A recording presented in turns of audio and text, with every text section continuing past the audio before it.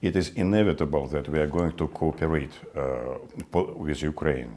That is why it's important that Ukraine will stay neutral. Ukraine's post-war future very much depends on the relationship it develops with Russia. Only in association with Russia can Ukraine realize its full sovereignty.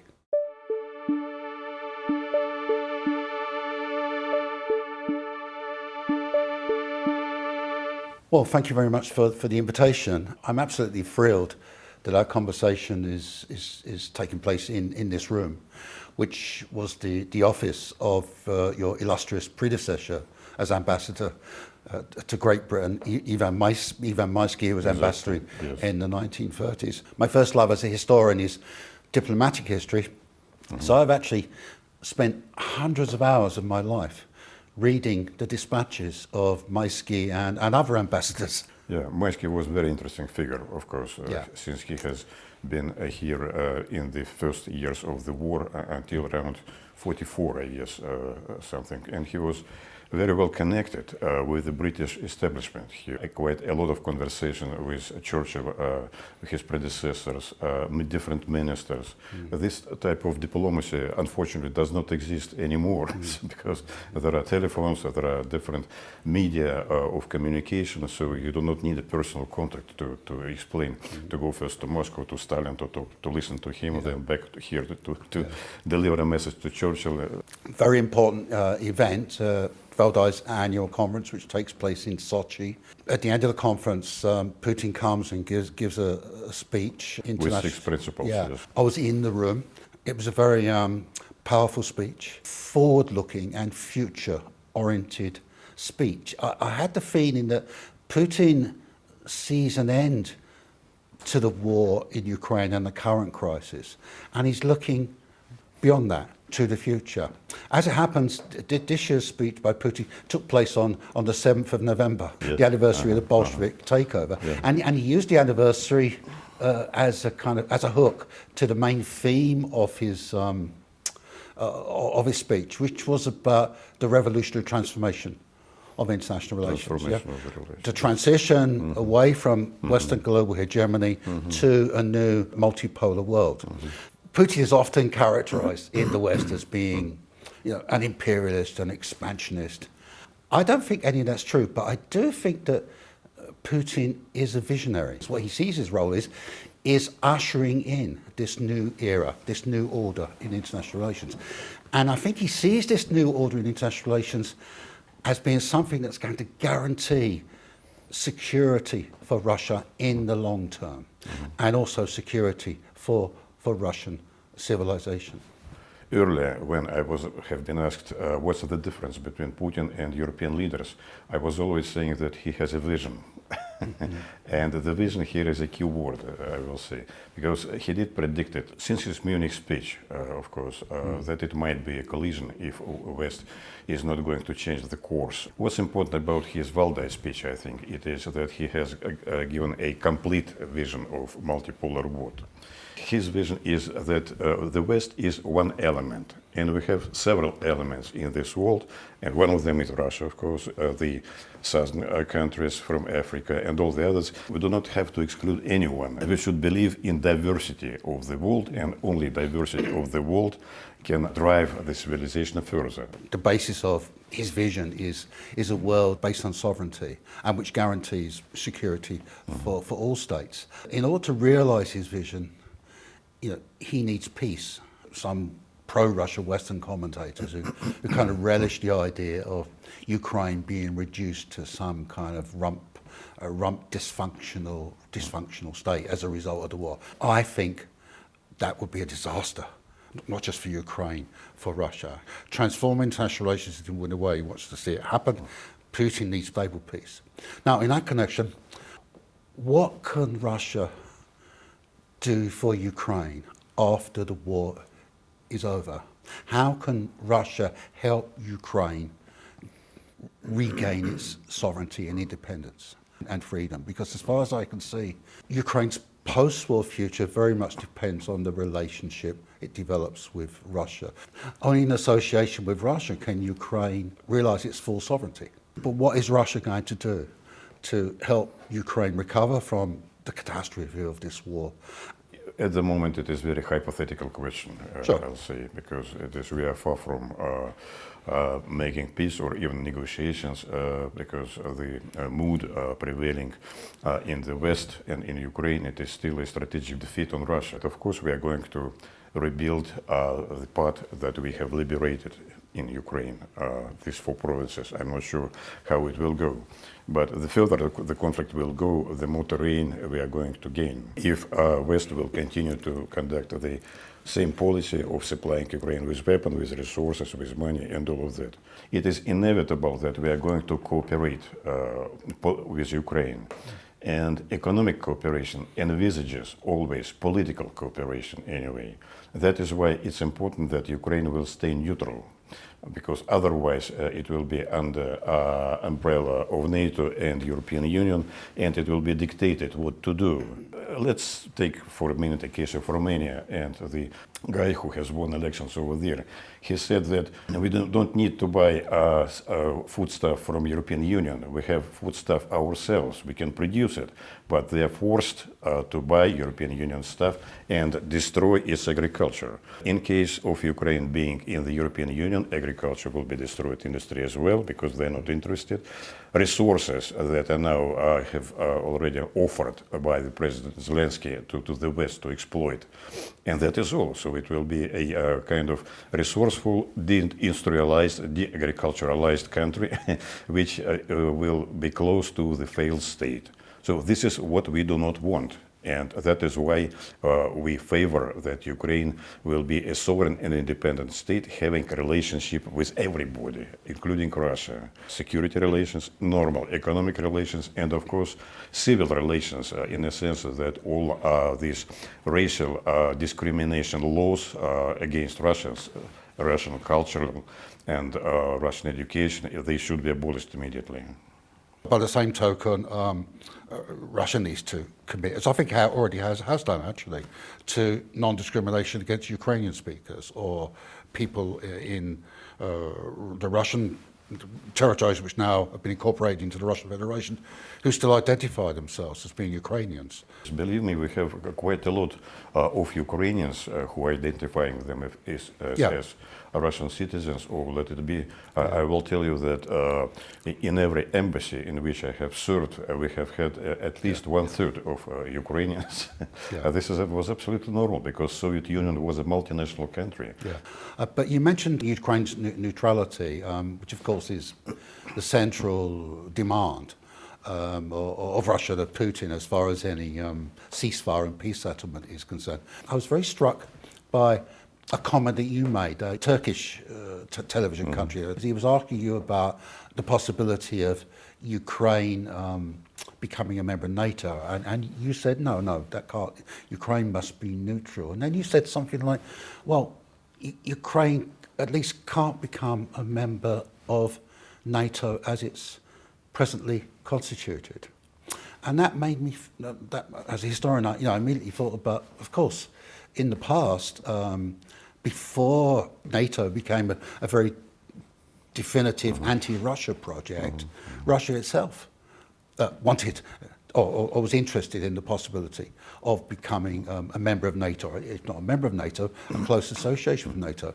I mean, I know from my own historical research that in 1954, Molotov, the then Soviet foreign minister, he proposed Soviet membership of NATO as part of a broader package of pan-European collective security proposals. So in a way, there's nothing wrong with NATO per se, just what it does, what it is. But what interested me about the comment was this, is that is there a glimmer of a possibility of a compromise on this issue of Ukraine's membership of NATO, on the long lines of absolutely Ukraine has to become a neutral state, but that doesn't preclude Ukraine becoming a member of NATO in the future, if under certain conditions and given changes in the nature of NATO itself, and also changes in the broader security complex. I think that I understand what you are saying. It is, I used to work in NATO at a different periods of time. It is, I have entered NATO in 1990, very early. And I can tell you that it is not only the abbreviation of 4 letters, but it is changing organization. At that time, I perfectly remember our relations with Gebhard von Moltke, Manfred Wörner, who was Secretary General, Gebhard Moltke was his deputy, and very frank discussions with the Americans in NATO, who were in fact leading NATO. I remember that once I talked with a defense counselor, which is a very high position at the US mission to NATO, and he was, at that time, we were very poor, and Americans were supplying us with humanitarian help a lot. And I asked him, why are you doing so? He told me that we are doing so because at some point in time, you, Russia, if we will be in disaster situation, you're only capable to help us. So this was this type of relationship in early 90s until middle 90s. Then things started to change. They started to change since, of course, Yugoslavia situation 1990, when we have totally different opinion. And the evolution, when we have gone different ways, I think it was 2003, the Iraq War, of course. It's, even in 2003 we have struck a Rome Declaration with NATO, which has brought us even closer, but it was a bit on the inertial movement of this early friendship, which has then turned into the adversarial relations, I'm afraid. So what I have said is that we all remember, I think those who were involved at that time, that there is a possibility of a different construction of European security, that where NATO is only one element of it, European Union is the other, but there is an overall composition under the umbrella of Decalogue principles of Final Act 75, which in fact is very close to what President Putin has described in his Valdai speech, by the way, where everybody is equal, sovereign, normal relationship with each other, no barriers, trade barriers and sanctions, anything like that. And this was a great push for development, of course. But we have come to the different situation when there was a hegemony of United States, and NATO is an instrument of domination here, what we have seen in the place, and this all has led to the current conflict. NATO changed, but maybe NATO can change in the future. The context. That's a big question. It is independently of us. It is now all belongs to the realpolitik. If they will come to this point, then things can change. In the past, Russian foreign policy was very, very clear about how we resolve fundamental questions of security in Europe. We do it within the framework of an organised collective security system, inclusive. Now there seems to be a movement in a much sort of vaguer direction of Eurasian security, and also a suggestion that Russia, in this new situation, will no longer enter into binding obligations, will retain its freedom of action. Much more than before, yes, of course. I worry about that because it's potentially, well, it's very open-ended and uncertain, but also potentially unstable. You mentioned our proposal when President Medvedev was in office. That is correct. That was called a treaty on European security, and that was probably a bit idealistic. But we were told that it could not exist because it is only North Atlantic Treaty is a binding, not politically, but legally binding treaty that can serve as a platform of European security. So it was just rejected totally. Later on, we closed this partnership. We closed partnership with European Union, unfortunately, which we have had developed. And we understand that all these binding things have been brought on us. They are just trying to dominate us, as President Putin has said. He mentioned one of the saying by unnamed actor that Russia should be just an instrument in the hands of the West. Of course, we do not feel like that. We are much bigger. and we can do it. We can be, I wouldn't say superpower, that is probably too much, but we can be a very serious actor and a power on this world. As for this concept of Eurasian security, you're right. At the moment, it is more an idea than a concept. But as an idea, it is also does not exclude anyone on this map. And also, at the moment, we have adversarial relations with the West, with the Europe, entire Europe. But perhaps time will come to review it. Time will come to rethink about that. If negotiations that everybody talking about next year and so on, then will lead us to some point in time. Yeah. Of course, I think that that it is premature to say about changing in NATO. At the moment, they forgot everything, even about study of NATO enlargement, which was a Bible in the middle of 90s, which describes all principles to which NATO has to stick. A lot of principles has been taken from the OSCE, which we still share, but nobody remember what it is. I have it in my bibliothèque, but it is an interesting thing. So Eurasian security, it is for the future. It depends on development of the continent and in the world, of course. But things can change very quickly, yeah? Yeah. What appears to us now as being something for the distant future can very rapidly become part of the present. I mean, Lavrov, Foreign Minister Lavrov, made a very interesting remark just recently. He said, you know, had it not been for the Maidan events in 2014, there would be no Ukrainian crisis. Not only that, Crimea would still be part of Ukraine. There would be no rebellion in the Donbass. Ukraine and Russia could have continued to coexist with a relatively friendly relationship, and yet we have the Maidan and then the whole chain of historical events. I think history shows that there can at least be some grounds for optimism. I understand what you're saying when Russia's, its security proposals have been rebuffed time after time, and okay, so why should you continue to bother to put forward these proposals when they've been treated with such disdain by the West? But the problem with turning your back on those proposals is that you vacate the space, the ground, to hostile forces in the West, to Western hardliners. So I think it would be a great pity if Russia goes into a kind of a semi-isolationist kind of state on the basis, well, look, before we can talk to the West, the West needs to sort itself out, and then we can have a constructive discussion. I would prefer Russia to keep on trying. We have tried to keep on trying for quite a long time, but you see that the number of accusations about everything, it is just look at the newspapers that we have been accused of everything now, enrolling Nepalese, Indians, Koreans into the army.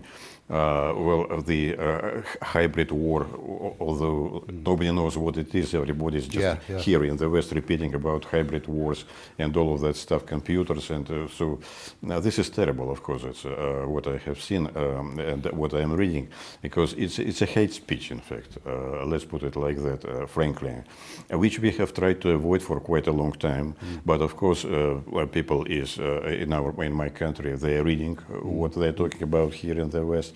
And in this situation, to say, once again, let's do peace, guys. This is not a way out. Borrell has said that it should be resolved on the battlefield. And so we are resolving it. This is on the battlefield. So this is what we are doing. And let's see what will be the outcome of it. Yeah, but you need to win the peace as well as win the war. And I'm not sure turning your back on your own historic policy of seeking an integrated European security system, including Russia.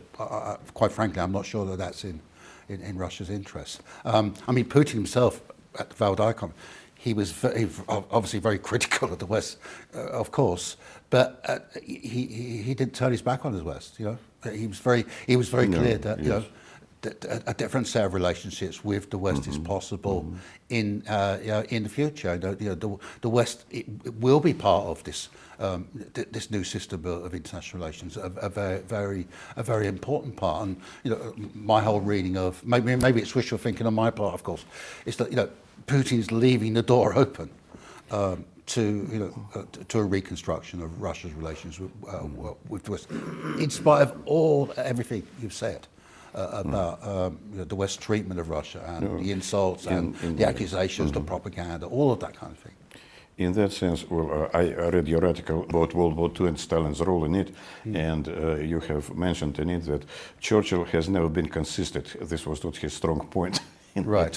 Which was absolutely right, and he changed his position many times before the war, during the World War II, and after that he has changed it. So of course we understand that even here the leadership is not very consistent or even adapting to the times. So a lot depends on the American leadership, what will be the policy of the next president, although we do not pay illusions about that, but still, if he will take a more realistic approach to what is happening now in the world, in Ukraine, in relations also with Iran, by the way, a more realistic approach that will be, of course, taken up, I'm sure, also as our policy line here. The next year is 2025, yeah? A very important series of anniversaries coming up, 80th anniversary, Yalta Conference, the victory over fascism and Nazism, and also the atomic bombing of Japan and the dawn of the nuclear age. 50 years of the CSC at that time and Helsinki Act. Right, very. And CSC, of course, being the culmination of Molotov's 1954 proposal for European collective security system. What's likely to happen next year is there will be a boycott of the commemorations, celebrations of the victory over fascism, which would be a great pity because, I was in a conference in Moscow a couple of weeks ago, history conference, giving a paper about the opening of the Second Front in France, the D-Day land. And the point I made there, very strongly, of course, was that, the Soviet Union was the main contributor to the victory over Nazism, but there was also a significant contribution from its Western allies. It was a common victory over Nazism and fascism, and that is how it should be remembered, celebrated. Yes, but I fear what's going to happen is that common history is going to be turned into a political football. When I have come here some years ago, I have noted that United Kingdom is very serious about the Second World War, cooperation at that time, alliance, and commemoration of the heroes of the Northern convoys and all that. But it has also evaluated in a sense that in Normandy they are now commemorating only European part of the Second World War and pretending to show to the others that this part of it was the winners are only three countries: US, UK, and France. And we know also that if you will look at the literature in the United States, in schools, what they're writing, so they do not mention Russia at all. So, although this is all very detrimental to the history, because it's rewriting history. It's a terrible thing. It is, of course, every country has its own lessons taken from that, its own view, its own narrative, what they have done. France has one, Germany the others, or UK. Some years ago we have had a common view on that. And perception of the events and perception of who has won and how it has been done was alike. Then a casting doubts has started to all of that thing. In short, I'm sure that we are going to commemorate very seriously the 9th of May next year because the memory of the Second World War it's a sacred thing for us, for our leadership, which is united on that. Of course, how it's going to happen. Some of the leaders from Europe has announced that they are going to take part in it. That all depends on the political moment where we will be by May next year. If by the spring the war in Ukraine has come to an end, which I think is possible, maybe not likely, but it's possible, or at least if there's some kind of peace process has been started, that could cast the commemoration of the war, Second World War, next spring in a different kind of light. Yeah, there might be a shift in perceptions, in opinions, in the discussion. Yeah, maybe the anniversary of the great victory over fascism and Nazism this year could actually be the beginning, a small beginning of a process of reconciliation between Russia and the West. The optimistic view is, of course, is present, but one should understand that the thing is that we do not want a freeze of the conflict. Freeze of the conflict will not resolve any of the outstanding problems that are laying just in front of us. We will need a durable solution to the crisis that should involve, of course, all things once and forever, because we do not repetition of it. And the other important thing here is, of course, all these fears that Russia intends to conquer more terrain in Europe about Baltics and all of that, and to go all across Ukraine. It is nonsense. It is just to scare population, to scare public here in order to depict Russia as a real enemy, an aggressor. So we need to resolve our problems with Ukrainian government and to resolve these outstanding issues, which will bring once again in Europe and in our security, prosperity, normal cooperation, normal trade, normal human relationship, flights from Moscow to London. So this is what we need. And the basics of our concept of the foreign policy is that securing a normal, peaceful condition for economic development of our country. That is part and parcel of our foreign policy that has been stipulated some years ago, and it is consistency. A consistency in our foreign policy, which is presently also has been said by President Putin in Valdai, and we will never refuse. We will never refuse from that. A durable peace, and yes, if you ask me how the war is going to end, I think it's going to end on the basis of President Putin's peace proposals from June.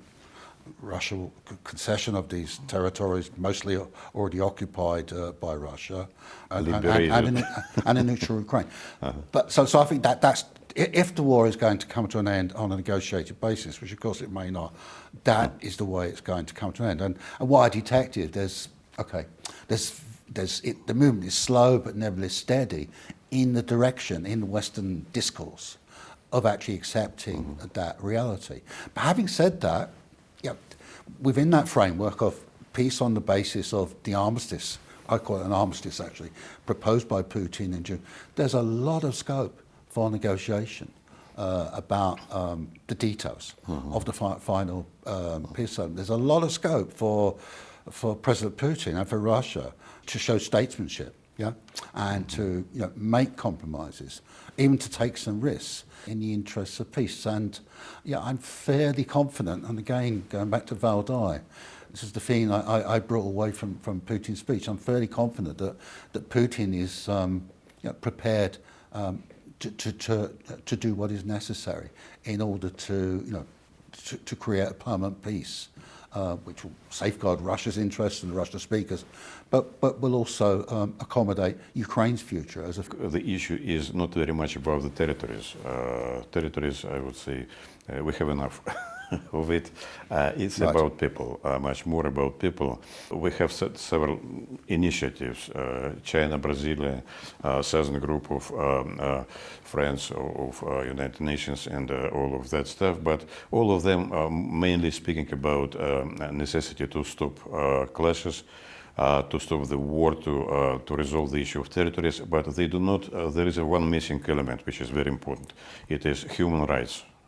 as we have mentioned in our conversation, the issue of human rights and re-establishment of rights of the Russian-speaking and Russian population over there, it is just a norm.